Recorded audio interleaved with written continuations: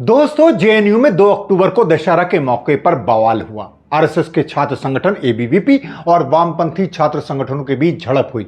ये झड़प क्यों हुई, कैसे हुई, क्या वजह रही, मैं इसकी आपको पूरी हकीकत बताऊंगा, क्योंकि आपने अपने टेलीविजन और अखबारों में जो हेडलाइन देखी है वो एक तरफा है कि जेएनयू में वामपंथी छात्र संगठनों ने दुर्गा विसर्जन का विरोध किया और शोभा यात्रा में बाधा डाली। यह केवल एबीवीपी का वर्जन है जिसे टीवी और अखबारों ने हूबहू चला दिया, जबकि दुर्गा पूजा को लेकर जेएनयू में कोई विवाद था ही नहीं। यह नवरात्रि के पहले दिन से सुचारू रूप से चल रही थी। विवाद सिर्फ दशहरा के रावण को लेकर था और उसकी वजह यह थी कि एबीवीपी ने एक धार्मिक कार्यक्रम का राजनीतिक और सांप्रदायिक इस्तेमाल करने की कोशिश की। हुआ यूं कि एबीवीपी ने रावण का जो पुतला बनाया उसमें रावण के 10 सिरों में जेएनयू के पूर्व छात्र उमर खालिद और शर्जील इमाम के चेहरे भी शामिल कर दिए।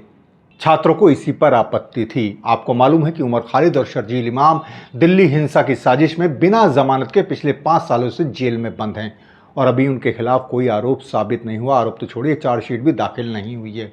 तो विवाद यही था। जेएनयू की ओर से जारी बयान में साफ कहा गया है कि पूर्व जेएनयू छात्रों उमर खालिद और शर्जील इमाम को रावण के रूप में दिखाया जाना, धार्मिक भावनाओं का राजनीतिक इस्तेमाल और इस्लामोफोबिया फैलाने की सुनियोजित कोशिश थी। छात्र संगठन का कहना है कि अगर एबीवीपी को सचमुच न्याय की चिंता होती तो वो गांधी के हत्यारे नाथूराम गोडसे का पुतला जलाते, राम रहीम को दिखाते जो बलात्कार का दोषी है, वे उन नेताओं का चेहरा सामने लाते जिन्होंने 2020 की दिल्ली हिंसा भड़काई और आज भी बेखौफ घूम रहे हैं।